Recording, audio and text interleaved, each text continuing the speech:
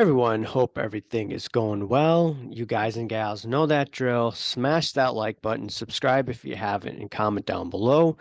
Follow me on Instagram at AIH underscore sports. Follow me on my finance channel at AIH Finance. All right, here's something quite interesting. The sports card influencers, I think close to a year ago, I did a video saying that, hey, look, are they pumping Marvel? And I came to a conclusion that they were, or that was my belief at that time. And I remember when the Culture Collision show was going on, this must have been what, early or late February. Stacking Gems, he's on Instagram. He's a huge Marvel collector. He said, like, hey man, you need to look into these Marvel cards. I mean, Jeff Wilson's getting into it. A lot of people have talked to Jeff, and Jeff's interested and all that. And I told him flat out, I still have the text message, and he has it too. And that, hey, look, this is the blow off top, right? Because those cards were going crazy, especially the PMGs, but a lot of other Marvel cards were going crazy as well. And see, this was the March 6th video by Sports Card Investor, right? 2 million Marvel card pulled from a $200 box. He asked a question. Big deals going on at the Atlanta show. When you see stuff like this, right? When price extremes occur, I view this as a contraindicator. Now, I couldn't short these cards, right? But I was going on talking about Marvel cards, right? Because I'm like, this doesn't rationally make sense for it to continue to go up and up and up. And not only that, I was doing videos with FD. This was in or I think in April, where he interviewed me. And I just clipped it in my end of year video last year. Let's take a look at this. Let me ask you about Marvel cards. About Marvel. When I say Marvel cards, what do you think?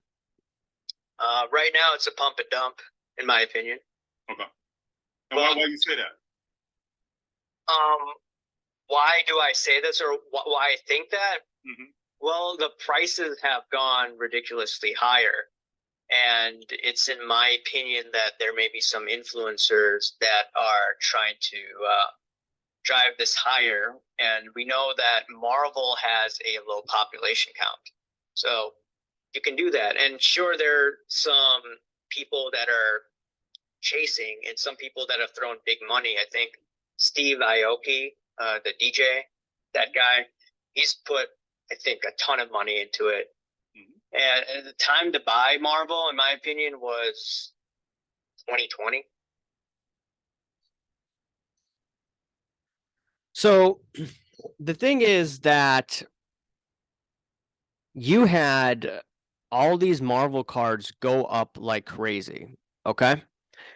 And the thing is,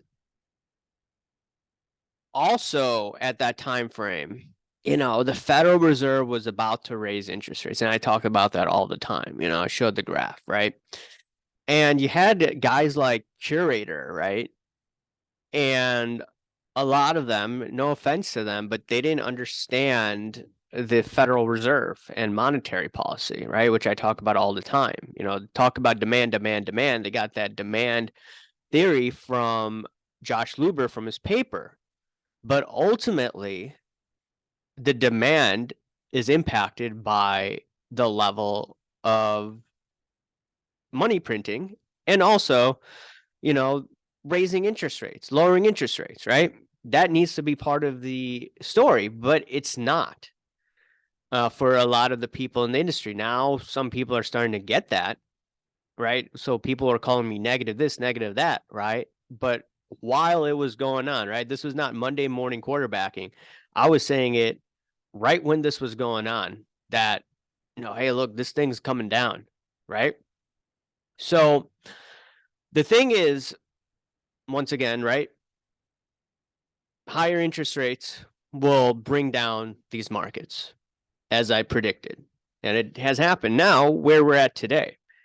Okay, I'm just looking at one of these cards, Captain America number 16. And by the way, I'm starting to throw some money into Marvel right now because guess what? If it's going down like this, I mean, if no one in the sports card industry is pushing this anymore, they're talking about Star Wars or now some other channels are I think Curator last night was talking about Stranger Things, and I have to talk about that on Instagram. So, it's fine, if people want to talk about whatever they want, but there's not that push for Marvel. I'll give you an example. This PSA 10 card. So if you look at the graph, okay, first of all, there was a sale. I was shocked at 1630. There isn't that much volume in March of that year. So you could look at it potentially as an outlier, but you saw all these sales in January of last year, right? You saw them sell for like 560 or 580 to 560. Captain America PSA 10, okay? And then all of a sudden you see it go to 260 and now we're at 113. Now it's almost $200, right? So you go from 580 to about 200, right? So you could do what, like 60 some percent decrease at least, depending on when you're looking at it. So yeah, that's a PSA 10 for you. So a lot of people are not going into it because the demand was much higher for a temporary period of time, but people were not forecasting the future demand, right? You need more buyers to continue to pump it up. And if you lose those buyers because of higher interest rates or people lose interest, whatever the reasoning is, well, guess what? It's going to come down and less liquidity is in the system or less liquidity is in that specific market. So yeah, I've noticed that all these Marvel guys are gone, right? I was buying some for my PC last year, right? Some of these Marvel cards. But now I'm looking at, hey, look, I could speculate a little bit here, a little bit there. Once again, I don't want to go too crazy in terms of speculating right now. I've told you the reasons why. But once again, Great Reset 2024, that's what it's looked like, or that's what is most likely going to happen, right? Tough times in the economy. I'm going to do a video on my finance channel discussing that, right? It's all about being objective, right?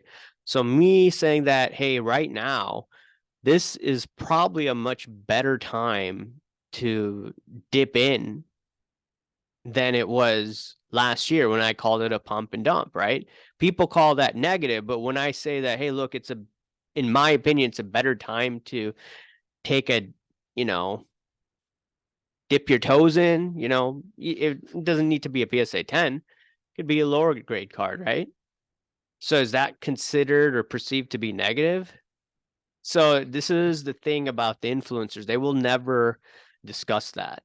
And they can't discuss my ideas because I would destroy them. I would destroy their arguments without a shadow of a doubt. Me talking about the Federal Reserve, me analyzing how it impacts the collectibles market, how it impacts other, corollaries, you could say. That's what P. Ryan said. You could look at, gold, silver, etc., right? Tied to the Federal Reserve policy, tied to 10-year tips, right? None of them are going to talk about that, probably because they don't look at it the way that I do, because I trade gold. I trade silver stocks, right? So, it is what it is. Anyways, guys and gals, let me know what you think. Remember to smash that like button, subscribe if you haven't, and comment down below. Thank you. Bye.